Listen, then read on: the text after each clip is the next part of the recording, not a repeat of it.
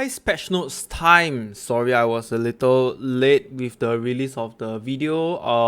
I woke up really early and I was already watching the live stream plus starting to do the TLDR, and then I got a little bit sleepy plus headache, so I just went to nap first.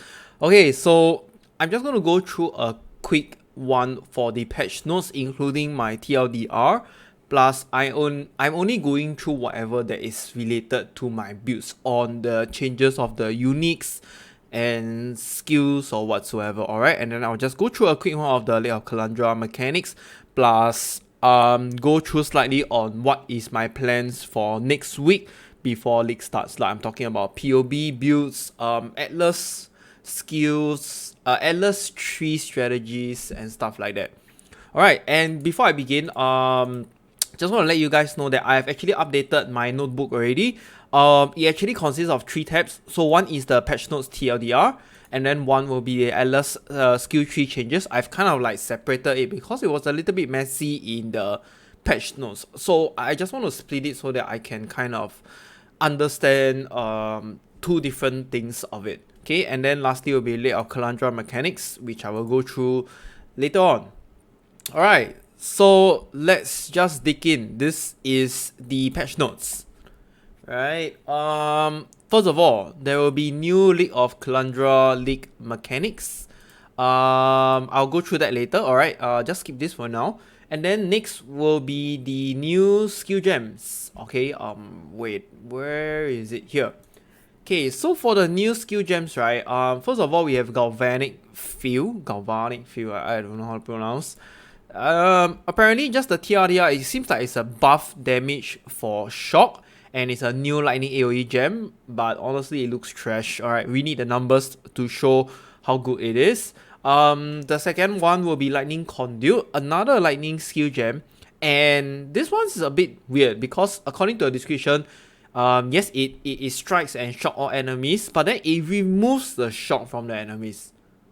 Right, this is very weird. Like, why will you remove the shock from the enemies when you shock the enemies, it kind of like deals more damage, right? Unless this skill is probably gonna deal like double or triple damage, then it maybe makes sense a bit more, but still weird. Okay, let's see how this goes. Third one is the overcharge support. So I think the overcharge support is more appealing, like among all of them. It actually grants a chance to shock and also causing them to deal less damage. So a bit of step over here. Okay, and yeah, that's about it. I think the supporter skill also deal more damage. We have to see the numbers before we can actually conclude if this is a good support gem for lightning skills or not. Right, and the last one is the new dexterity gem, Alchemist Mark. You can combine this with Mark on hit. Basically it grants flash charges when you hit them. Like, what the hell? What the heck is going on? They removed the flash charge on hit from Assassin's Mark, and then they put it into here. Are they expecting that nobody's gonna use this? This is just very weird from my own point of view. Like, there is no reason to remove from Assassin's Mark to here. Like, if the flash charges is good, then people are still gonna use Alchemist Mark. Okay, but then yeah, it is very subjective and conclusive in a sense that as I read on, right, you see creating burning ground under them if your hit ignites, and then caustic ground if it poisons them. This is very subjective because it only applies to ignite and poison skills. Right? It's very weird. It's just very weird because it's not fair for the other builds. That's what I am thinking right now. Okay. So yeah, if you want to see the skill gems, how they look like, it's like that. It's on my PoE notebook. Alright, just have a quick look at them. Okay, oops, sorry. Let's go back to here. Alright, next is the Arch Nemesis is being reworked again. Alright, it's being reworked again. TLDR, you will see lesser magic and rare monsters now. Act 1 to Act 10 will have rare monsters. Act 1 to Act 10 that have rare monsters will only have 1 to 2 modifier. Alright, honestly, I don't really care. Just skip them if you are taking too long to kill them. Alright, maps will contain rare monsters with more than 2 modifier and above. You can have 3, you can have 4. I don't know how to say about this. Yay to Headhunter, but then at league start, low budget builds, you're gonna have a lot of deaths again. Am I gonna prepare to have like 300 deaths again? What is going on? Okay, never mind. Next one, there is a special reward conversion system. So basically, if you defeat a monster with the following mods, I will just I have listed down in the notebook. All right. Okay, I think this one I will use this instead. Okay, let me just scroll down. Yeah, over here. So if you defeat a monster with the corrupted mod, all drops are corrupted. Okay. To me, I feel it's really trash. Right, 6 are very useless now. I'm not even going to pick up. Okay, maybe I will still pick up 6, but yeah, it doesn't feel very rewarding anymore. 20 orb of fusing. I guess still okay. Next is Solaris Touch. All drops are map, better for good map sustain. Kitava's Touch. All drops upgraded to 1 tier. This is something that I am not sure. Alright. We have seen from the video that rare magic will go to rare, rare will go to unique. But does this applies to currencies? Or is it just items? Okay, this one I do not know, but I wish like Chaos Orb to Exalt Orb, but I think you can continue to dream on. Okay, there are more unannounced, I guess. There is still like the what was that touch? Oh crap. Yeah, that crab that touches you. Oh my god, I cannot remember the name, but yeah, I'm pretty sure there are a lot more reward conversion system. Next is basically they just nerf a little bit on all the lower tier Arch Nemesis modifiers, which is a good thing because at the early games it's not so insane anymore. Alright. Okay. And this is all. Next, we are going to skip to Beyond. Okay. For Beyond, where is it? Beyond. Here. Okay, Beyond. Basically now your Beyond. Oh, sorry. Your Beyond is going to spawn Scourge Demons. Welcome back, Scourge League. Right, I think this is a good change because, like Chris mentioned, that the avatar or the models of Beyond are really, really very old. Okay, and now the base chance to spawn a Beyond portal is 15%. I do not know what was the previous chance. And multiple sources of Beyond mechanics no longer stack. Like this is only for Beyond portal. Okay.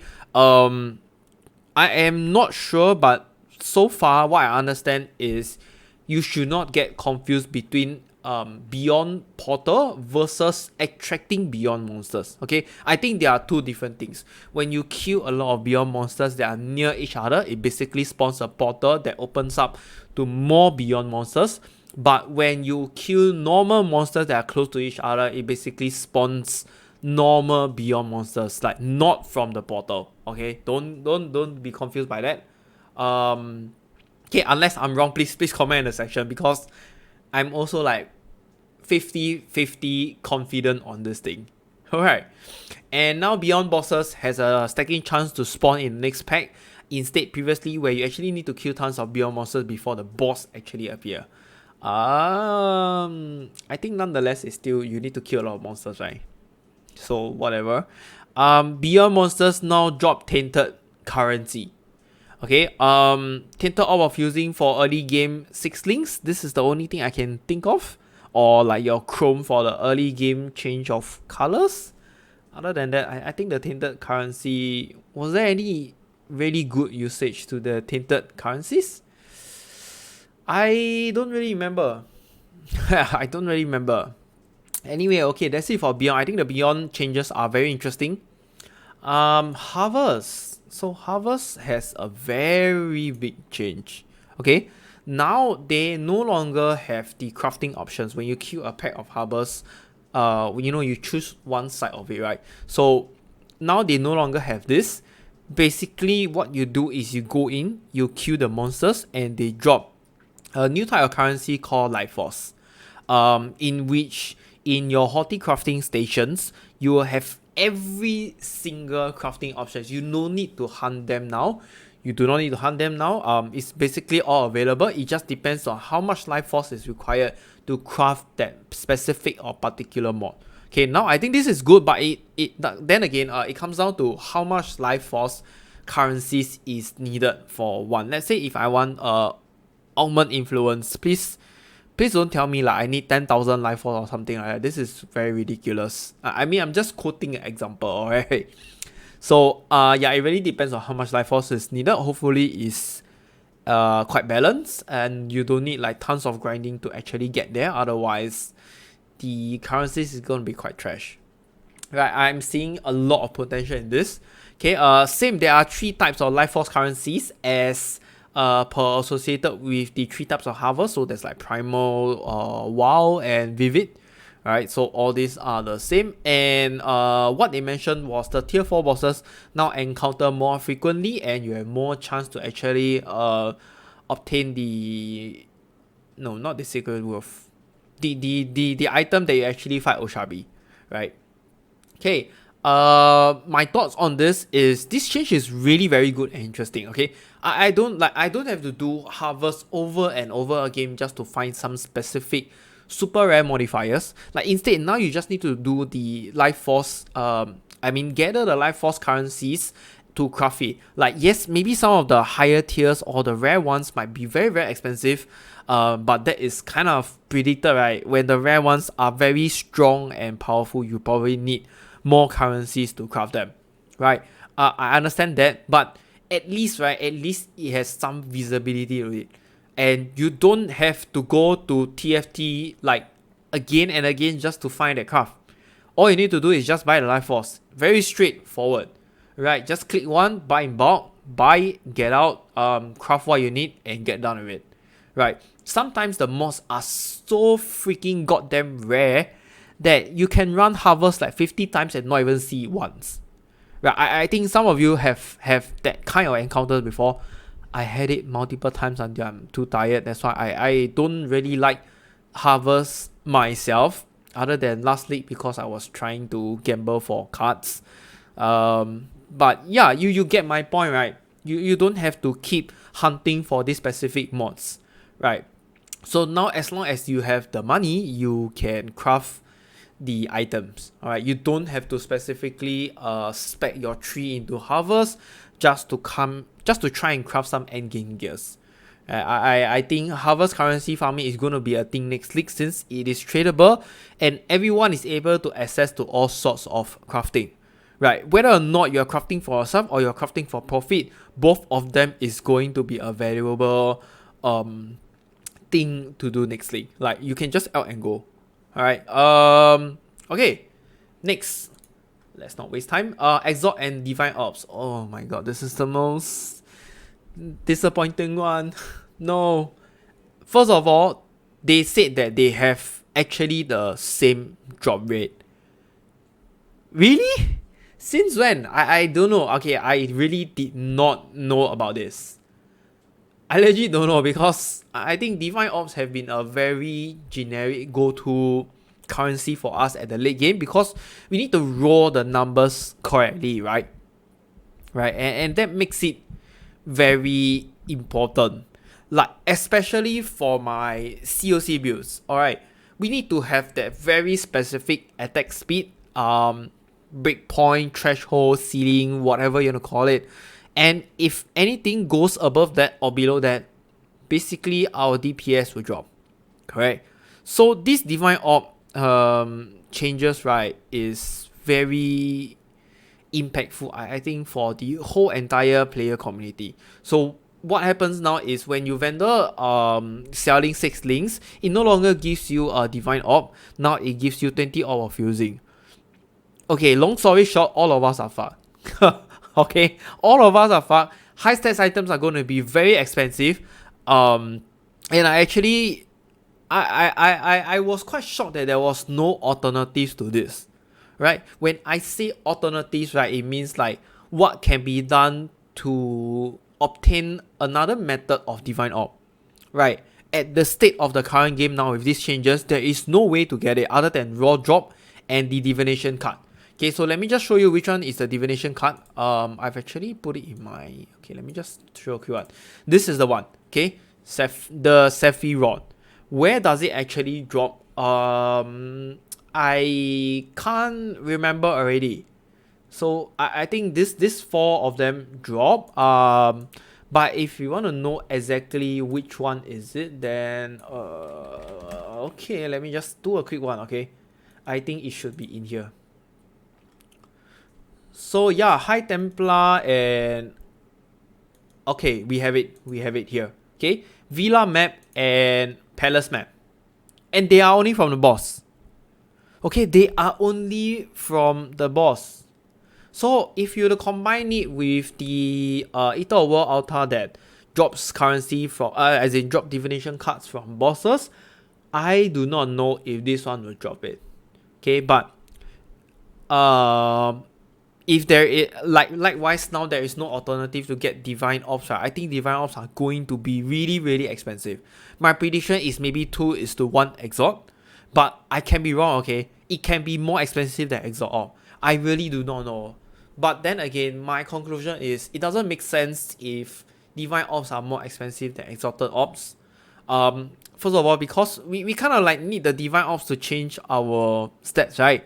Like, if you're going to throw in one divine orb that is worth more than one exalt, and the RNG range is so big that it is so unpredictable, then it doesn't make sense. So does that mean, are you telling me that the crafting stations for harvest, the one that you change the numbers, prefix, suffix, implicit, whatever it is going to be so goddamn expensive as well? Right, so it doesn't make sense. Like, if it's going to be around the same currency level, then it shouldn't be more than Exalt Orb. Right, but I think it is still very rare in that case. Right, so take note, guys. Villa map and Palace map. Okay, I'm going to add this in to the PoE notes. Alright, I didn't add it in later. Alright, so the next thing is it gives 20 orb of fusing. It's really like, what the hell? Like it could have been something better. 20 orb of fusing is bad. Right, it's bad. At the late game, probably 6 or 7 orb of fusing is like 1 chaos, maybe? Correct? So what? All my 16 is going to cost 3 chaos only? I'm considering to not pick them up. But I mean, yes, it's still currency, you still pick them up either ways. Just that there is a lot of process to go through. You have to sell the 6-link, you have to get the 20 orb fusing, you have to sell that in bulk, blah blah blah, whatsoever. Okay, but my whole point is they should have come out something with like a divine shard. Like, exalts, they have exalted shard, so we can have an alternative way to get them. And then divine orb has nothing else, right? So I expect it's gonna be very expensive. Okay, they changed the benchcraft, so cannot roll attack mods now cost 1 divine orb. Same for custom mods, also cost 1 divine orb. So apparently, I don't know. I don't know which is like more cheaper or more expensive. It really depends on the market economy. Okay, but what I can tell you is cannot roll custom mods is kind of like just bang the wall. Previously it was 5 blessed orbs, and then now it costs 1 divine orb. It's definitely much more expensive now. Prefix cannot be changed, cost 2 divine orb. Same for suffix, same for can have up to 3 crafted modifiers. If divine orb is going to be more expensive than exalted orb, this is ridiculous. This is ridiculous. Okay, alright. Next is the rebalance of unique items. I will only go through those items that are affecting my builds, alright, or those that I find it interesting. Okay, so jumping, first one is this Aberon's Warpath. Okay, the unique boost no longer has +1 to maximum number of skeletons. Now causes your skeleton warriors to be permanent minions. And now it has higher chaos res, 5% more movement speed. So this is just another item, right? Another way of telling us that skeleton mage must die. Alright, it has to go away, like right here, right now. Okay, who the hell will use these boots on Skeleton Mage now? It's trash. It's just outright trash. Okay, my giving up that +1 on number of skeletons is it is kind of like the whole point of why we play the Skeleton Mage, right? We are finding sources to have the +1 so that we have more damage, even though it might not be extremely significant, but all of the +1s are going to add the damage slowly. It's going to scale upwards slowly, bit by bit. Okay, who the hell will use these boots now? Causing your skeletons to be permanent? Dude, that is useless as shit, man. The skeletons are already so paper to begin with. Okay, even at my high budget build, right, each skeleton has like a maximum of like 5,000 HP. It's not like they have 50,000 HP, 5,000. Even a flick from any one of the rare monsters in the match is gonna kill your skeletons. They are not going to survive. Like, what is the point? What is the point of them being permanent? It doesn't make sense. Okay, so just I'm done with Skelly Mage. Well, let's see what Gezi has to provide us minion players with. But one thing is for sure, I'm not gonna play minion build this league again. Okay, I have officially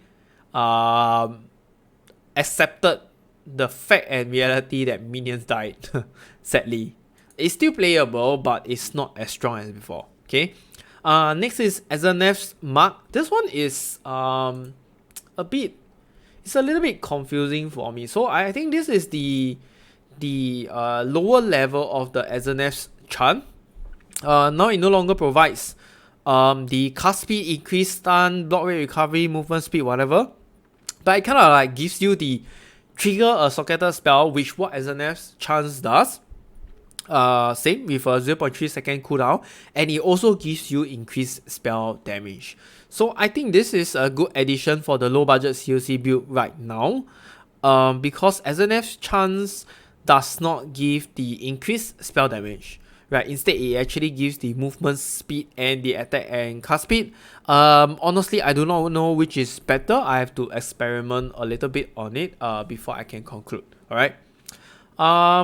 Next is this. Okay, guys, this is this is actually kind of like my favorite among all of the unique item changes.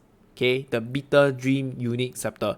Okay, this item now is socketed, as in socketed gems are supported by level 15 Bone Chill, that's 1, Hypothermia, that's 2, Ice Bite, that's 3, Cold Penetration, that's 4, added cold damage, that's 5, and Inspiration, that is 6, and it's a level 15.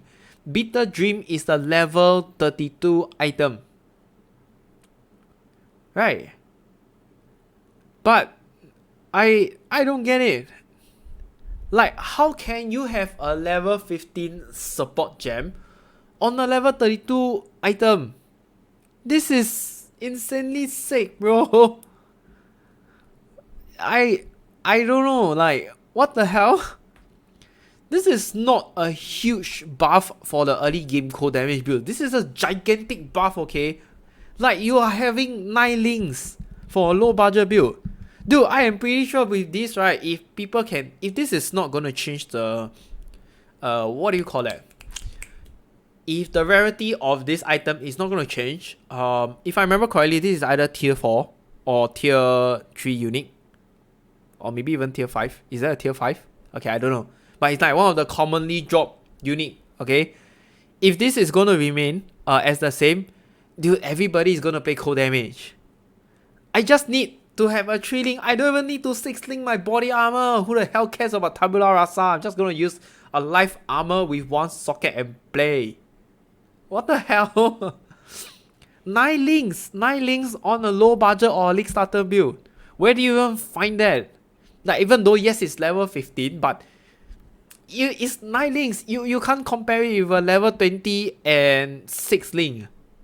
Right, I think this is how I feel about it right now, because the base of level 15 is so much higher and so much better, and not to mention it has inspiration. It's like it reduces the mana cost, so it kind of like takes off one of it. Like, even though if it doesn't have inspiration, maybe it has something else.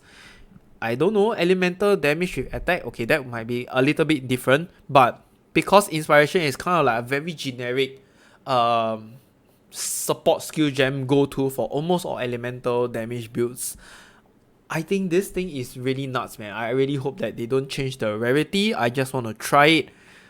Because of this item, I have concluded what I am going to play at Lexan. I am very goddamn serious now. There's another item, I'll go to it later. Alright.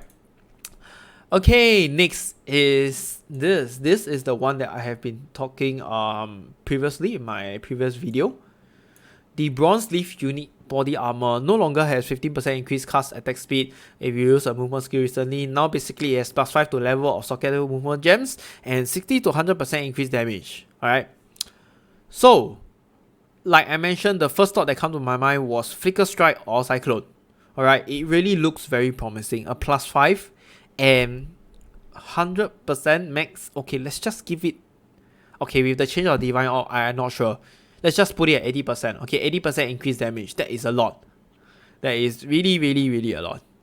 I might, if I have time next late, it depends because I have a lot of upcoming personal events for the next few months ahead. I'm traveling and stuff. So if I have time, I might do a Flicker Strike. Alright, because Cyclone is already in COC. I probably won't do it again.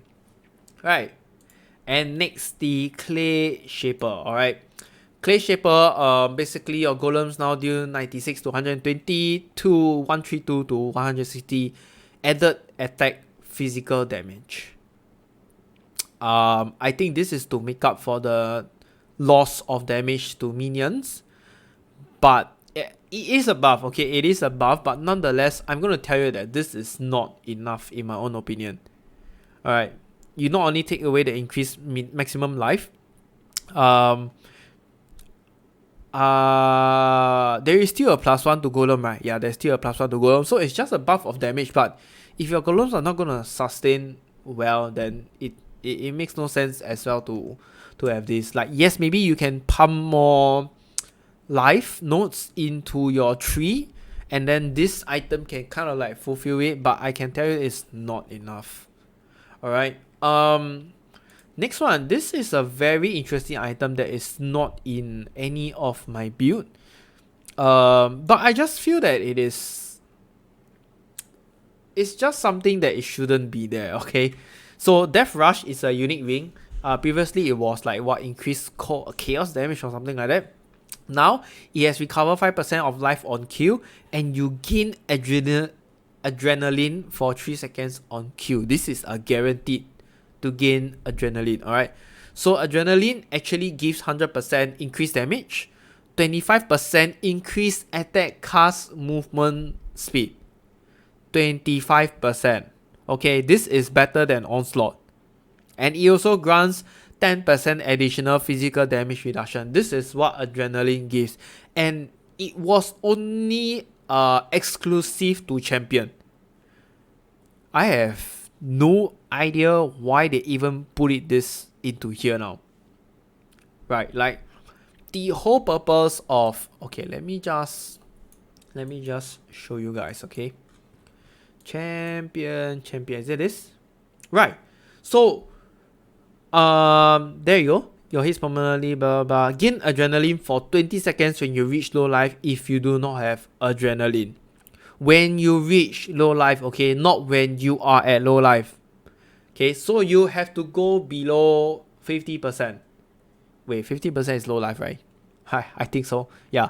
So you have to go below 50%, then you can get adrenaline. Now right, with this ring, oops, sorry, where is it? Here. Now with this ring, you can gain adrenaline on kill. Like, as long as you kill anything, you're gonna get it for 3 seconds. When you are mapping in that's okay, maybe not a juice map, but just a normal map. As long as you meet a pack of monsters, you kill a white mob, you're gonna get that like for a whole good 3 seconds or for that whole pack of waves. That is good enough. Alright, let's not talk about boss because boss probably won't have this effect, or even if they spawn small boss, you're gonna get a very huge damage boost for just a while. But this is ridiculous. In my own opinion, this is really not a buff needed. Okay, what I can say is this is good for any life build, right? First of all, it heals you for 5% of your life on kill. If you kill a pack of mob that has like maybe 10 mobs, 10 monsters, you're gonna outright heal 50% of your life. Like whether or not you take damage, okay? 50% is a lot. I myself think that like 3% of life on kill or 2% of life is already very good, but 5% is insane. And then on top of it, you gain adrenaline, you gain 100% more damage, more 25% more movement speed, attack speed, and you gain additional physical damage reduction. What the heck? I just think this ring is too strong. Like they redesigned it to be too strong. Okay, we'll see how it goes. Maybe not many people will use it because I don't know, there are better rings, but in terms of damage and sustainability, I think this ring is really very interesting. Okay, next is I just so happened to actually stumble across this here. The Doom Flash unique bow no longer gains 100% of weapon as physical damage of extra damage of a random element, alright? But now, right, it gains 100% of weapon physical damage as extra damage of each element. Huh? Of each element? That's 300% increased damage, isn't it? Yeah, but I think the sad part about this, right, is it's a low level bow and it doesn't have a lot of physical damage. So I think it has about 60 to 70 physical damage only, but if you think about it this way, it has about 200. So this is a really good bow like for the early games, right? To level up and to league start your progress very smoothly. You can play like elemental bow or physical spell builds, alright? Because they are probably you can probably convert it, or you just gain extra damage on another element and then you can just scale Trinity with it and just zoom your way. 300% increased damage is a lot. It is really a lot. Okay, I don't know how good will this item fare, but I don't think it will be extremely good because it's a low level item. Okay, next is our Animate Guardian early game favorite body armor, the Goofcool's pelt. It no longer provides cold resistance. Now it has 300 to 400% increased armor evasion rating, 240 to 300 life, so a lot more life. And the whole main good part about this, it regenerates 10% of life per second. Previously it was 5, now it has a flat 10. Okay, I guess this is a buff to Animate Guardians since it regens by 10% now. But ultimately, I will still say Doppelganger is the best because it has reduced physical and chaos damage reduction. Right? But then again, because they nerf the minions stuff, so I'm really not sure how things will go. But I am pretty sure Animate Guardian is still one of the support minions. Alright, definitely still. Okay, next is Hrim Sorrow. I was shocked when I saw this. Now, it no longer adds cold damage to spell attacks, okay, even though it's very small. The main thing is it has 100% physical damage conversion to cold damage. What? Okay, reflects 100 damage, cold damage to melee attackers. I don't really care. Okay, it's very good for early game. Right, because you can just walk and when the monster hit you, they probably just die instantly. Cause 100 cold damage at low level, probably Act 1 is like quite insane, I guess. But the good point is 100% physical damage conversion to cold damage. Like the first thing I thought of was straight away Blade Vortex. Physical to cold damage conversion. I just need to equip this glove and I am done scaling with cold damage. Right, like to convert the physical to cold, this is just upright nuts. Alright, okay, like this is just for the early game, alright. If you do not want to use the cold conversion, then this is pretty useless. But because the first thing I thought was a code conversion for Bleed Vortex, and I think it's really good, and that's why I included this. Okay, next is Learcast, our favorite helmet for Animate Guardian also. Now has 25% reduced damage, previously 30, so it's a bit of a nerf. 60 to 100 maximum life. They increase a bit, not really the matter, and the main thing is here, okay? You and nearby allies gain 50% increased damage. Previously it was 15 only. Now there is a 35% increased damage, okay? I think this is really good for another buff for Animate Guardians. So they kind of like make Animate Guardians smaller, but the items you equip on it becomes bigger. This is how I decipher it. So I guess not the worst. Yeah, you get my point.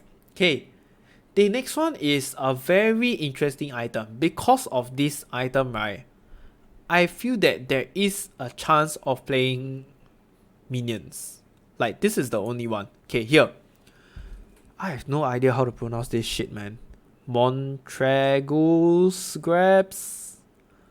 There's an apostrophe. Montragus grabs. Okay, whatever. Raise zombies now deal 100% to 125% more physical damage. That's a lot. Enemies killed by zombie hits explode, dealing 50% of their life as fire damage. 50% of their life as fire damage. 50% of their life as fire damage. Previously it was 20%, and this is a scepter. If you equip both, it is 100% of their life as fire damage. And we all know that there is this glove that you can convert physical to fire damage. And it is red in color, which is what the build kind of needs. Minion builds kind of need it as well, because green is literally useless. There's a lot of green gems that is useless for minion builds. Red is the not so much usage, but it has a bit of a usage, like maybe your cast on cast when damage taken, or your guard skills or whatever. So this is very interesting. Like, I think there is a possibility that with this change, I can play a mapper zombie build. But then again, there needs to be experiments and research. I do not think I have so much time. It really depends on how much time I have. But this is it's a very interesting thing that I'm going to put it on my list. Right. This is very interesting. 100% explode. And it's a unique. It's not like Blade Vortex where you need a rare Crusader chest to make things explode. And you can scale single target with this, with your zombies. Alright, you just need to scale all the single target increase damage.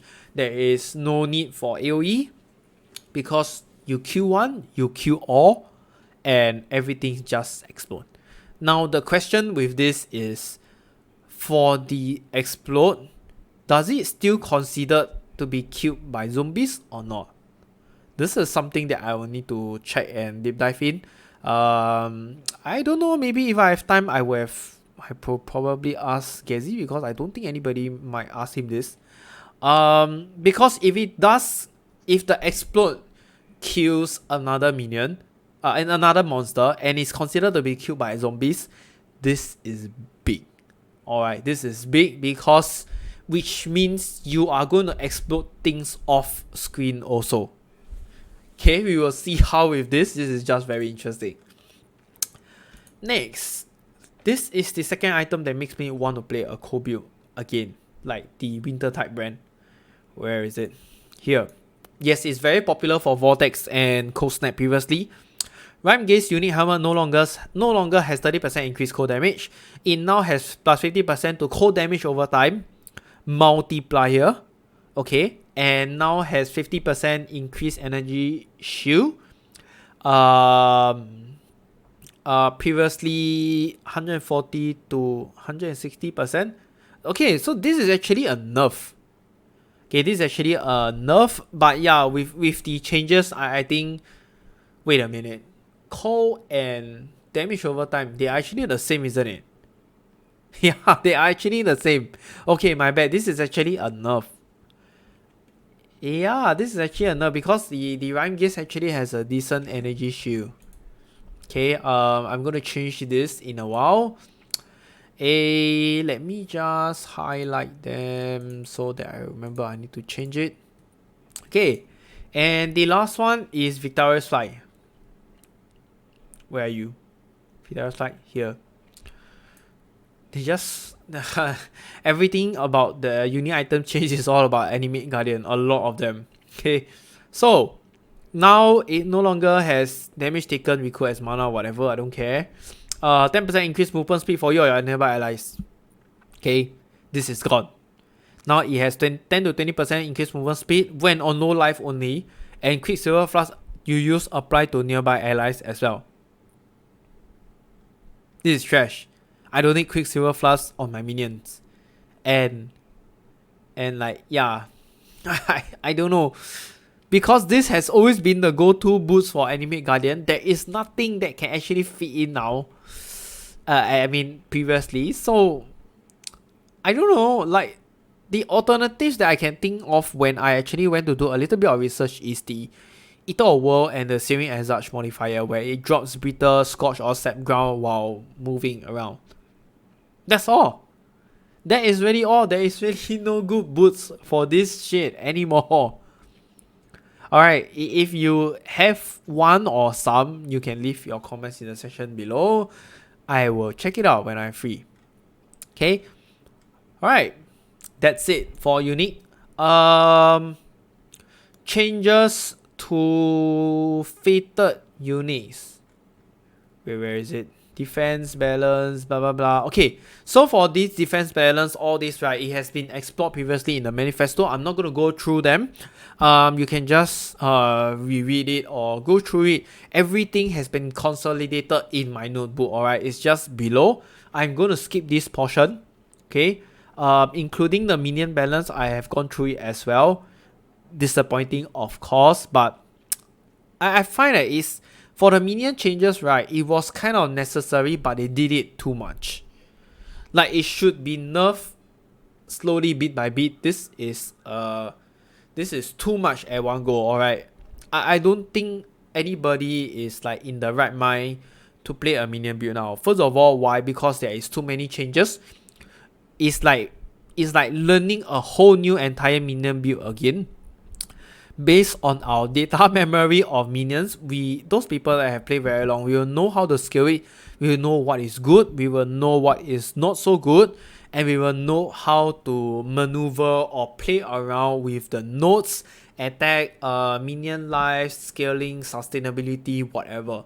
Now that because the era has changed into scaling with equipments and they have nerfed minions numbers based on their levels, life, damage, whatever, I feel it's like a whole new entire game for minions now. Right, I might be wrong, but this is how I perceive it. Okay, and here, next one I want to show is Trickster Ascendancy. So the first one, Heartstopper. Alright, every 10 seconds you take 40% less damage from hits for 5 seconds and then take 40% less damage over time for 5 seconds. Now, to me, this one, at the first thought, it was like, oh, this is pretty decent. But when I read it over and over again, I think this is very trash. Okay, I will give you my own scenario. So what if during the 5 seconds when you need the less damage, like when a whole horde of minions, magic monsters, whatever, in the Delirium map, alright, is coming to you. Okay, you need the 40% less damage. But then this Heartstopper buff is at here. You take 40% less damage over time. Like, you are in this 5 second time frame of this effect. It will be useless, right? And then when you take damage probably from poison ground, burning ground, whatever, you are in the effect of this. Alright. then this is useless as well. So it's very subjective in a sense that it is not concrete to whatever scenarios or situations you are in. Alright, that's why I feel this is trash, because it can be good in certain situations and it can be very bad, whereas this node does nothing to you. Alright, I feel that what they could have done, right, was probably just reduce the damage 20% and make it permanent, 20% less damage as well.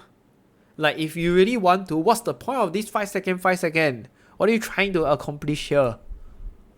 I don't get it. It makes no sense now as I read it through. Okay, it's very pointless in my own point of view. Okay, next, polymath. So 3% more damage for each type of different type of mastery you have allocated. This is good. Alright, and then you recover 1% of life or energy shield and mana on Q for each different time. Now this is actually quite good, because with at least 5 mastery, right, you already have 15% increased damage and 5% recovery. Okay, let me just go to my POB. Let me bring it over here. I'm just going to bring up one of my Assassin's DLC build, alright. Ice Nova, let's just say Ice Nova, okay. How many mastery do we have? 1, 2, 3, 4, 5, 6, 7. So we have 7. 7 times 3 is 21%. Okay, 21% increased damage and 7% recovery of life, ES, or mana for each Q is big. Right, it's big. It's very decent. So I think this is one of the better notes. Next, Swift Killer. 200% increased charge duration. What the hell is this for? We don't need the charge duration. Okay. That aside. +2 to maximum frenzy charges. So no more +1/+1 for frenzy and power charge. They remove the power charge. Now it's +2 to maximum frenzy. Right.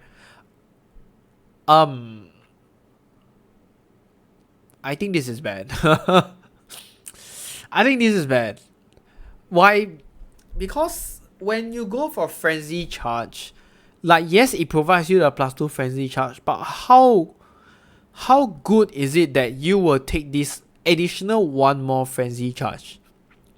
Like, it doesn't give you like probably 1 million more damage, right, for 1 frenzy charge, unless you have like mirror tier craft items. Then you might probably consider, but I don't know, like, no matter how I see, Raider is still probably better, because this node gives no damage or whatsoever, and the increased charge duration is so pointless. What the hell is the charge duration for? I don't need the charge duration. If I kill things and get frenzy charge, then, you know, at least it's more effective, efficient. Yeah, so the Raider Ascendancy actually gives you, let me take a look. I also can't remember, too long never play. 10% increased evasion rating per frenzy charge, 4% increased movement speed per frenzy charge, 4% more attack speed per frenzy charge, and 10% attack damage per frenzy charge. And Raider has +1 to frenzy charge. So yeah, this Swift Killer has just became trash. I think even previously Swift Killer is way better. Okay, next, one step ahead. Your action speed is at least 108% of base value, and nearby action monster speed is at 92%. This is God. Okay, this is very strong, because 108% literally means you are going to have tailwind effect permanently on you, right? If you didn't know, tailwind increases action speed by 8%, right? But this is even better, because nearby enemy monsters action speed is reduced by another 8%. So it's like a negative value of tailwind, and the small passives gives you attack and cast speed. So I think this is probably the best one in all of the Ascendancy change for Trickster. Right, okay, the next one, Escape Artist. So +5 to evasion rating per 1 max energy shield on helmet, +1 max energy shield per 6 evasion rating on body armor. So I think this is there really isn't a lot of difference. Alright, from the previous notes that is similar. Soul Drinker. Okay, now 2% of damage is leached as energy shield. I have no idea why the hell do you need so much damage leech. And then the cool thing about this is 20% increase attack and cast speed. That is literally a onslaught effect right there without the movement speed. This is good. Okay, and the best part is energy shield leech effects are not removed when energy shield is filled. This is very, very similar to the Slayer Ascendancy of Endless Hunger. Is it Endless Hunger? I can't remember, I'm sorry. No, Brutal Favor. I can't remember, okay, I can't remember which one, but I know there was a Slayer Ascendancy that actually your life leech will not end when your life is full. Right, so this is really good as well. Okay, next. Spellbreaker. 20% chance to suppress spell damage, prevent 10% of suppress spell damage while on full energy shield. 50% chance for energy shield recharge to start when you suppress spell damage. So, this is actually not bad. Okay, just a lot of spell defenses over here. Okay, I really do not know what else to say, but I think with this 20% chance to suppress spell damage, right, you can easily reach 100%. Okay, and you can prevent an additional 10% of suppress spell damage while on full energy shield. So let's say you're on full energy shield, the damage that you're gonna take, let's say, is 1000. Alright, so when you suppress spell damage, you gotta cut this damage into half. So 1000 half is 500 damage. So on top of this 500 damage, you are gonna take 10% less again. Alright, so that means it's 450 damage. Okay, so if you were to put this number with another 0 behind, instead of 10,000, you're gonna take 4,500 damage.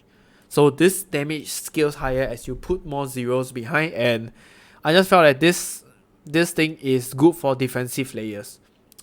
Okay, my overall thoughts on Trickster, I think it's still bad. I think it's still bad. Like, it kind of like serves no purpose for it. Like, it's, how would I say it? 50% of it goes to defensive, 50% of it goes to offensive. And the defensive, yes, the defensive is good because of the spell suppress damage, and the offensive is only like the mastery type and the tailwind, right? The tailwind plus the soul drinker. That's all I see to it. Okay, also overall, right, I think some of the ascendancy for Trickster is still trash. Like Heartstopper, Swift Killer, Escape Artist, I will just put it neutral. Okay, it's not so bad, it's not so good either. But I will say the good one is probably Polymath. Here, Polymath. One step ahead, this is probably the best. And then you have Soul Drinker or Spellbreaker. Alright, the problem here is because they are both linked to Escape Artist, you can only choose one of them. So which means when you take Escape Artist, you got to choose whether you want to go offensive or defensive from there onwards. Right? Okay. And then the rest of the stuff is basically changes based on the previous manifesto. I am not going to go through them. Right, you can see the previous one, otherwise this video is going to be too long. I'm just going to skip to the next part now, which I am going to showcase on the new Kalandra League mechanics. It's very straightforward, so it will not take long. First of all, I have read through already, and this is my thoughts. I'm going to give you my thoughts first. I feel that if you ignore the crafting system of League of Kalandra, this is a very, very straightforward mechanic where you just plug and play. Okay, go in, kill the monsters, get a reward, come out, maybe try to click some buttons to generate rings or amulet. I don't know, there might be some good stuff. You know, sometimes the mods are useless for your builds. Like if you have negative 1000, 10,000 negative evasion, but you're not even using evasion, then you don't care, right? So it's good. And The good thing about this is if you feel you are consuming too much time, you want to enjoy other contents of the game rather than this first. It is good because you can sell the tablet depending on which encounter is the most expensive in the market. You just need to scale accordingly, click accordingly. There are a lot of choices, there are a lot of options, and you can sell them, right? As for the difficulty, right, I think it's gonna be the same as almost every other league. A good example is probably Ultimatum. For those of you that have played it, it gets a lot more difficult as you progress on through the league. So like, I will show this later, okay? So yes, this is how Lake of Kalandra looks like. Pretty cool, right? There's actually one map that is very similar. I can't remember that map name, okay? So yeah, as you play through, you encounter columns that will allow you to travel to the lake below. The columns is something like that. It will just pop up from the ground, like very cool, you know, something like that. Mirror tablet. And when you click on the mirror tablet, you actually see something like this. So basically, you choose one of the options here, one of the encounter. And all of the encounters or the options here are basically league mechanics. Either league mechanics or just additional pack of monsters. So I assume, like example, Reflection of Chaos, they're gonna have chaos resistance. Reflection of Winter, cold damage, so probably cold, much more cold resistance, right? Your arch nemesis stuffs. I'm not gonna go through that. And then like next is once all of the areas are occupied, right? Like over here, you see, all of the holes, locations, whatever is filled up. You basically open to the portal to the Lake of Kalandra, where you'll be in this map. So let's just say if you start from here, right? This point where my mouse is showing, you go through, everything else will be empty first. But as you walk through, right, these columns will start to slowly come up. Okay? And it will show you the progression of your lake. As you go through further and further, you will realize that it gets very difficult. Okay? So how will this difficulty go? The further away you are from the entrance, the difficulty will be increased by 1. Okay. Okay, so there is a chance that the difficulty can go until 10. Okay, so let's just say if you start from here, my mouse is at here, number 3. Okay, so I'm just gonna go accordingly, right? So this 2 will be 1, and then 1 will be 2, 3, 4, 5, 6, 7, 8, 9, 10. You can reach until 10. Okay, it is possible to have difficulty 10. I have no idea how difficult is 10. It better be not 100% increased life and 1000% increased damage. That is nuts. But yeah, I hope it's much balanced. Okay, and the good thing about this is if there are options you do not want, you can have 3 additional alternatives, which is to skip them, reroll them, or eliminate them. Okay, I think the best one when you are at the end game of, okay, not end game, where you are probably doing maps where you have a lot more columns to fill in. I guess eliminating is kind of like the best you should have. Because let's just say if you don't want to see breach, you are going to entirely eliminate breach for the rest of the tablet. You will never see it again. Okay? So yeah, you can, like I mentioned, you can sell them or trade them. This is how it look like. A little bit like Elva's temple. Okay, once you complete the whole entire tablet encounter, like let's say if it's 1 to 7 or even this one, wait, where the hell is it? Like this small one, you will basically receive reflection mist, whatever they call it. Okay, it's just, it looks like a bottle or something over there. It will pop up. It will give you a rare amulet or ring that has a high negative or positive value. 2 of it will be generated. So like each side will have an item, and then whichever is on the left side will give you a set of positive and negative mods, and then the other side will be reflected vice versa. So let's say if I have 100 life on the left side, on the right side I'll have negative 100 maximum life, something like that. Okay, and there will be reward encounters that you bring your own jewelry, and then you can change or upgrade, downgrade the mods itself. there is a lot of RNG over here. So let's say if I have a tier 1 ring, is it 70 life? I think it is 70 life. I'm gonna put it inside and I'm gonna roll it. There is a chance that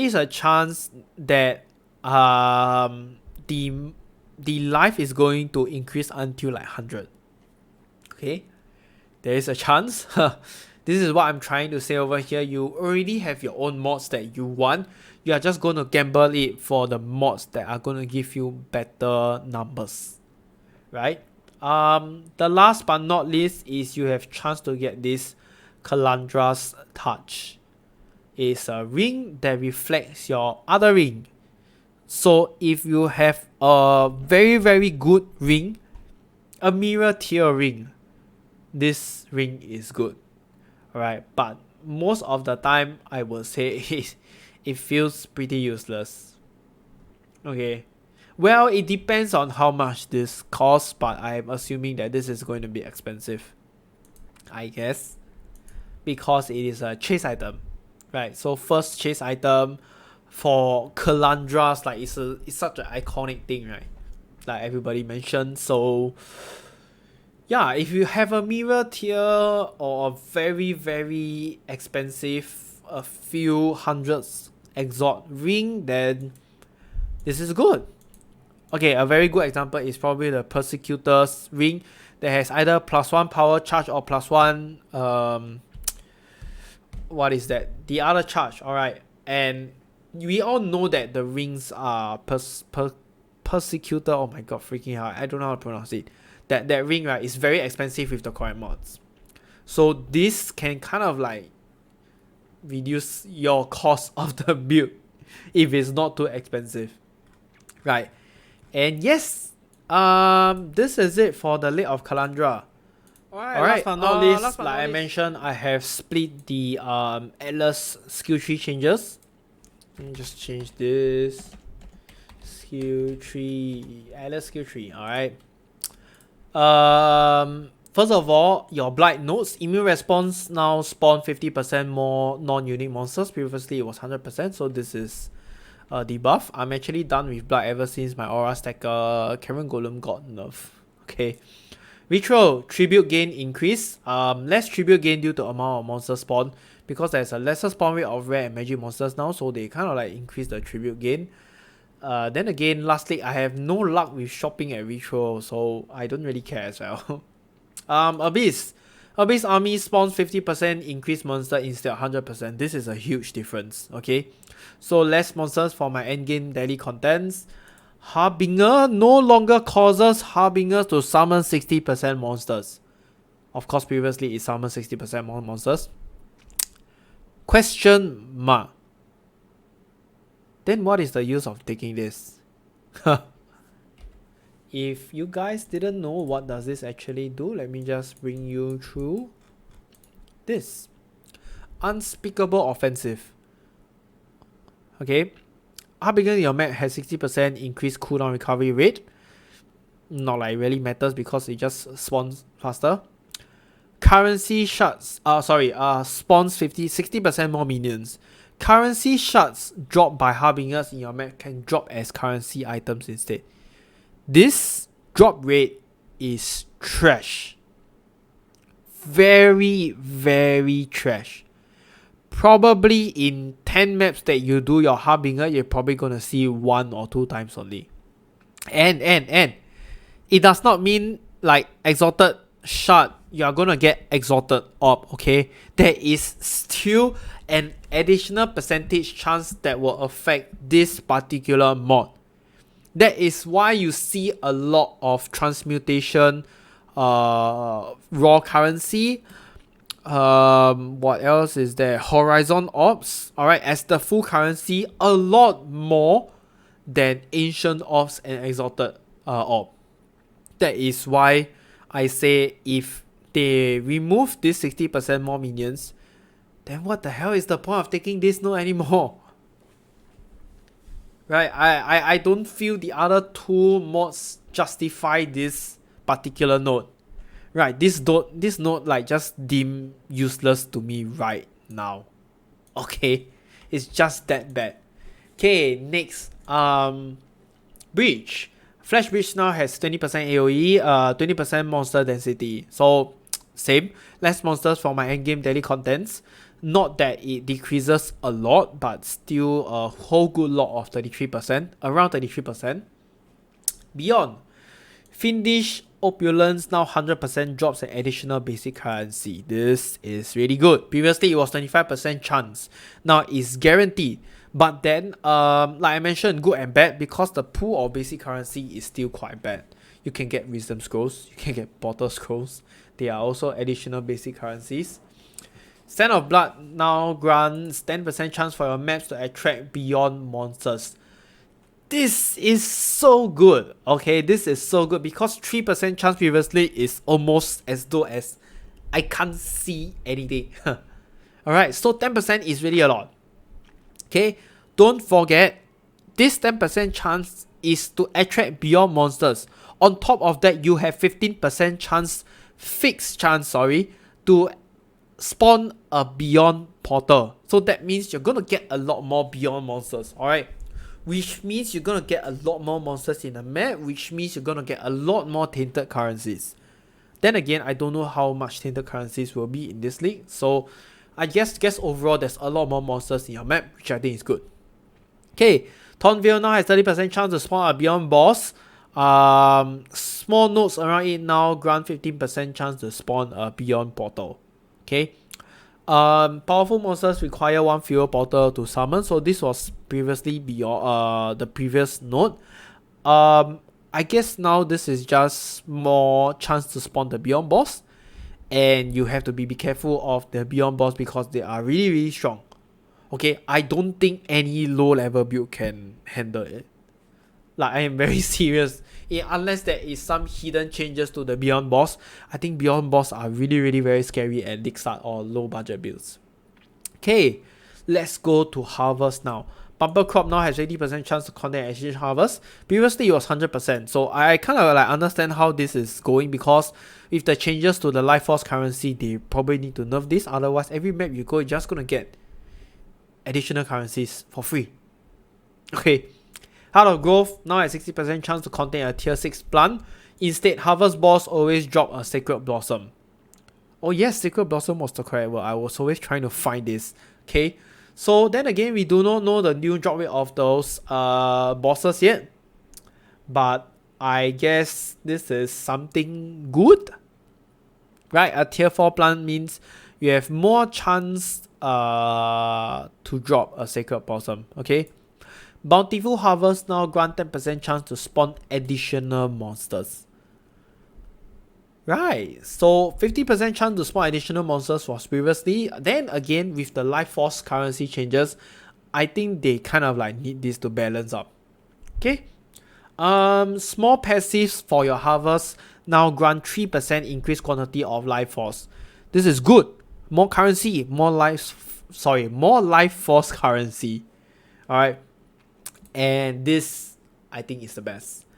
Harvest Sextants. Now life force dropped by harvest monsters are duplicated. Previously it was this option. Give less common crafting options. Dude, what the hell? No matter how I see it, this is nuts, okay? Like, then again, it depends on how much life force is required for your harvest craft.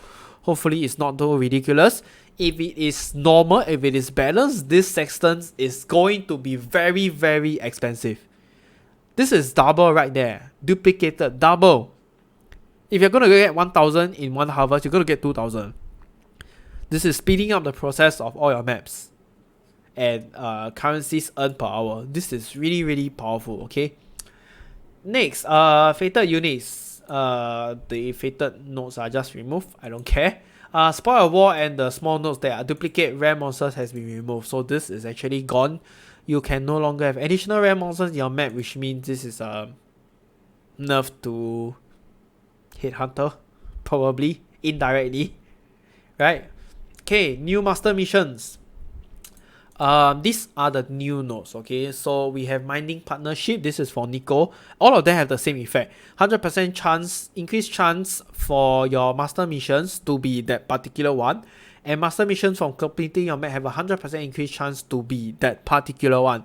So we have mining partnership from Nico, Covert, there's additional space. Covert sticks out, this is for June.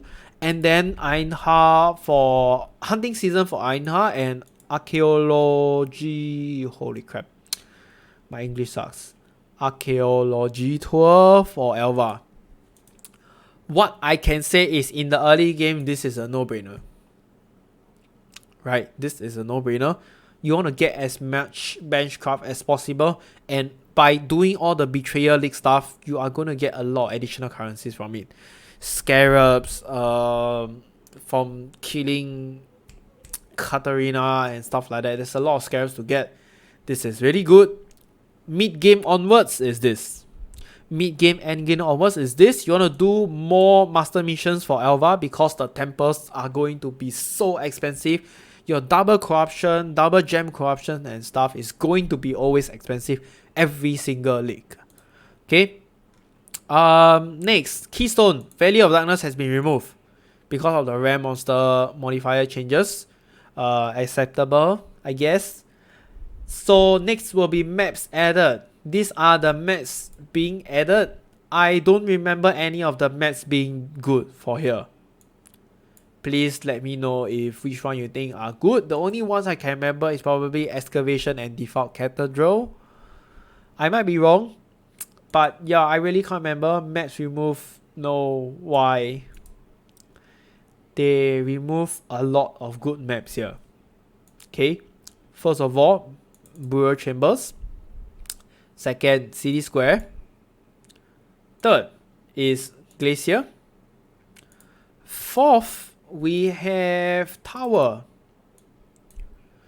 No more nurse card. And then you have Toxic Sewer. This is a very... This map, right, Toxic Sewer, is actually a really, really good map. Okay, just that I don't think a lot of people run it because there's nothing good in the map, but it is so linear and it's so straightforward that it is really very fast and good to do. And then last is my favorite map. Why? Why Tropical Island? Why is it removed again? Oh, I even put here.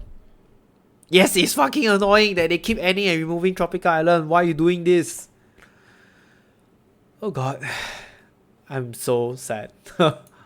Why? I love Tropical Island, man. I love all the linear maps. I guess I'm going back to Atoll. Sad. Okay. Kirab map mod. Fortunate Favor. Same. Essence. 2C. Now the area contains 2 additional essence. Guys, can you remind me again? Last week there was essence, right? And it costs 3C, right? Or 4C for 3 essence. So now, what is this promotional item? There's a discount now. Okay. Doesn't matter. Next, Abyss. Area contains 2 additional Abyss. Ambush. Area contains 4 additional Strongbox. Okay. Heist. 6C. Additional Smuggler's Catch. Legion. Area contains additional Legion for 6C. Blight. 8C. And then Expedition 12C. I guess, right, either Essence or Ambush is going to be the go-to for almost all of your Angle maps. Okay. And then Abyss is more for Delirium maps.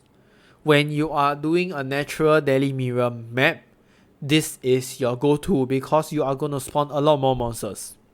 Okay. Heist. This is bad. Why I say this is bad? Because it depends. Okay, first of all, I think I phrased it wrongly. I should put might be bad. Okay, might be bad because if you get the wrong type of contract, then it's useless. Okay, it's useless. But then again, if you were to take, if you were to actually take a blueprint that is useful, then yes, this is actually not bad. But 60 is a bit costly. Still, you'll get a profit for him. Okay. Next is Legion. It costs 60. Dude, why the hell will you even take this? It's like 60 for 1 Legion. One Rusted Scarab costs 1C. Why the hell would I do this? Right. And in the late game, like in the previous league, when I buy Rusted Legion Scarabs in bulk, 1C is like 5 Scarabs. So 60 is bad.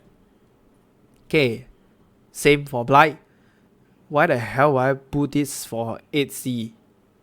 The thing is, okay, maybe for Legion, I can kind of like accept it because you can have multiple Legion encounters. But you cannot have multiple Blight encounters. If I remember correctly, this is how it works, okay? You can only have one Blight per map. Whether or not there is a Sexton or whatever, it doesn't apply to the map. So the Rusted Scarab costs 1C. Why the hell would I use this for 8C? Then again, maybe there are some changes, I'm not sure. Okay, Expedition costs 12C. Now this is very debatable. I'm really not sure about this, but I think overall, right, it might be profitable, but 12C is really expensive. Okay. Okay, it is actually really expensive. It guarantees you an expedition every map, but with the changes to the LS skill tree, right, ever since last league there was Stream of Consciousness, I think all of these specific high cost nodes, map mod from your map device is not going to benefit as much. Like, unless these are beyond, like, the only exception I can think of is Beyond, but now that Beyond has changed, I also do not know how well it goes. So for now, I can say this tree is probably the go-to for most of your maps. Like whether is it your low budget, mid budget, high budget, end game contents whatsoever. Okay, Fortune Favor is always there. It is always there, and it will be a useful mod because you have the nodes. You have the nodes for Fortune, Favor, the Brave for increased quantity, increased pack size. Okay, if you hit Expedition, then jackpot. Otherwise, Blight and Legion is going to waste your time if you don't even add any of the nodes. Okay, Expedition, at least there is still chance to get the logbooks, and the logbooks are very expensive. 50C at start, and 50C is a lot for a low budget build. Alright, when you're farming out currencies, 50C is a lot of money right there. Okay, if you get Essence, then good, because almost all of your maps will have Essence now, right? Abyss is just additional good monsters. Strongbox is always good. You can have good drops. No, wait, my bad. Strongbox might actually be bad now, right? Because 6 links has been nerfed. Right. 6 links has been nerfed, so Strongbox might actually be bad now. Right, so you see, at least corrupted or rare. This is the whole point that we take this, because we want 6 links, because we want Divine Orbs. Alright, now there is only this.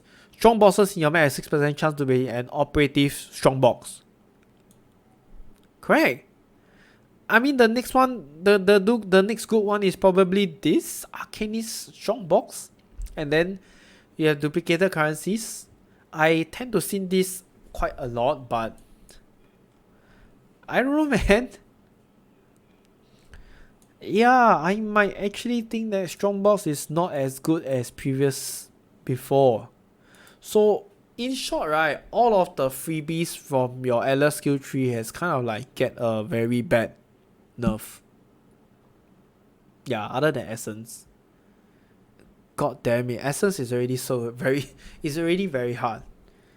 Alright, so yup, that's it. No, I don't think. That's it for the changes, the full patch notes. Alright, next up, I want to do a quick update on my POB. Okay, first of all, the LS skill tree, all this, we definitely need a change on this. Okay, what I can tell you is I will only post this when the tree is updated. Okay, when the PoE skill tree is updated, I will still use this link because it is not laggy. I have no idea why when I go to the official website for making the LSQ tree, it is very, very laggy for me. So I kind of have no choice but to use this. Yeah, I don't think it's fixed so fast. Okay, so no choice for this. You guys have to wait. But what I can tell you is this 2, 3, 4 is the same go-to for every league start. Alright. Why is this so? You want all of these nodes, especially these two, okay? You need these two nodes, right, to go through your X faster, especially when you kill Harbingers to get Orb of Horizon. This is going to help you progress your map much faster and better. Okay, because you're going to get duplicated maps and you need the Orb of Horizon to get maps that you have not done before. Okay, so yes, ignore this. We are definitely going to get King Harbinger now. I have made my low budget builds to be more viable to deal with this kind of contents. But then we are no longer going to take Unspeakable Offensive because that freaking node is so trash now, I guess. Shrine to help you easily progress your maps. And then by this point, right, you should start to encounter Eater of Worlds already. So I think it's a good progression for you to start farming up all the Eater of Worlds and Searing Exhaust currencies. Alright, all the additional ones is actually quite good. Okay, next is my builds. There are a lot of changes. First of all, I can tell you that the Cyclone COC, Ice Nova and Ice Spear is going to stay the same. Okay, so that applies for Creeping Frost and Stormbrand. Just that Creeping Frost, I am going to try to add in Bitter Dream. No matter what I think, right, that Bitter Dream is just too good. Even if it goes for 1 Chaos, right, hopefully I hope it's 1 Chaos, I will still buy it. Previously, it was 1 Alchemy. Alright. And then, next, I am working on this right now. Blade Vortex. Okay. I have actually done the low budget and the high budget already. I am trying to do a mid budget for myself. Okay. So this is no longer X. Okay. I have decided to play this build this league. Okay. Unless for some reason something changed my mind, but for now I am set for this. Okay, there will be a league starter for this, which is the Winter type brand, and same, I am going to do Winter type brand probably until I get into the end state of low budget, because I feel this is going to be very strong with the new changes to the unit items. Okay, Summon Raging Spirit. Unfortunately, guys, I have to tell you, this is no longer on my list. Okay, yes, it looks good on paper, okay, but when I went to test it in standard, I just felt that it's still bad.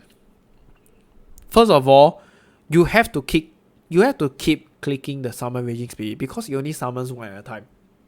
Okay, it has to summon 1 at a time, and this is very, very annoying. Maximum you can have 20, which means you kind of like have to click 20 times, and you're not going to go well with Spell Echo because Spell Echo is useless. Unleash is also kind of like useless, so you don't want to have a redundant skill gem. So like all I can see is you have to just keep clicking, and it's going to be annoying at some point. Okay, it's going to be very annoying at some point. So yes, that's why I'm going to drop the idea. I really do not know how to play those builds as of now. I have done my research. What I can tell you is if you want to play a minion build, definitely Necromancer is not the way to go. Skyon Ascendant is the way to go. Skyon, is that how you call it? Why? Because in your Necromancer skill tree, where is it? Here. The node we are looking for is Commander of Darkness, Mindless Aggression, and Mixture of Sacrifice. Mainly Mixture of Sacrifice and Commander of Darkness. Okay, so what in Scion Transcendent they can offer is here. You basically have those two already. Right, you basically have those two already. Just that maybe the auras from your skill is slightly different, but then again, you already have those two. There is no point to take a Necromancer. You can just take it from here, and then you can take other nodes as well. Right, the more common option now I will guess is Guardian, because it gives you less curse, more physical damage reduction, more tank, you regenerate life, and then you also have Perma Onslaught. permanent onslaught. Okay, so I guess it's a good thing.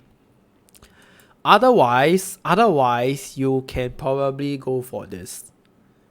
Alright, champion, because effect your hits intimidate enemies that are on full life, 15% increase on non-curse aura effect, or you can go for Dead Eye, which gives you Tailwind. Okay, this is another option. The others, I don't think it's really very awesome. So yeah, there's only these few options, but I guess Transcendent or Scion is the go-to for Necromancers now. Okay. Next is this. I am debating if I am actually gonna do this. First of all, I'm gonna say no promises. Okay, because the way I see it, Skeleton Mage has really fall down the manhole very badly. Like, it is so bad. Even if I were to play Skeleton Mage, I won't even go for Necromancer anymore.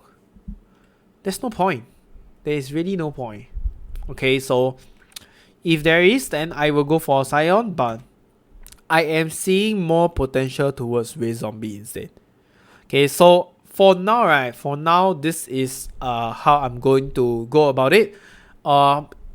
I think I will just have to rely on Gazi. I don't have so much time to research on so many things. Weekend is usually wife day, so oh well. And then next week I have some errands to run during the weekdays, so I don't really have much time left, and I want to perfect all of this. Okay. Oh yes, because of the minions that are no longer there, I am going to remove this too. Okay. Next is Flicker Strike. This, like I mentioned, is going to be either mid-league. If I have time, I will do this. Okay. Either this or what was the other one again? Yeah, I can't remember what was the other one.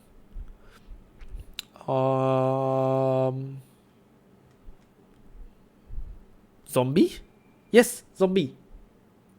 Okay. So I am gonna remove this first. I don't think this is good anymore. Next is raise. Does it have an ED? Here. Okay, I will do either one of this, and this is gonna be Scion also. Definitely. When we are going to do this, no promises. Okay, so I'm gonna put here. Oops, sorry. I'm gonna put here no promises, but if there is time, it will be mid-league of 3.19. Okay, this is going to be the same for Raise Zombies.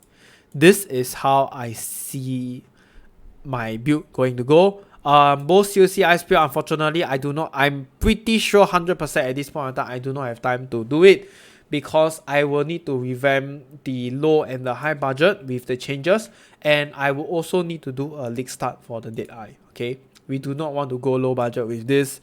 It is not viable, it's not going to work, it is never going to happen. So you will need something to league start before you transit into the bow build, and this is the only way I can see it will go. Okay, so yes, that's it for my plans. If you have anything, feel free to hop to Discord, let me know, or comment in the section below. Do see more videos that's going to post regarding league start scenarios, and maybe some tips for beginners for start, or most of the others will be just my build guides. Okay, I'll see you around, guys. Okay, that comes to the end of this video. So if you have any questions, do join the Discord and I will try to answer your questions. And if you like my video, do remember to hit the like and subscribe button. I will see you in the next one. Bye.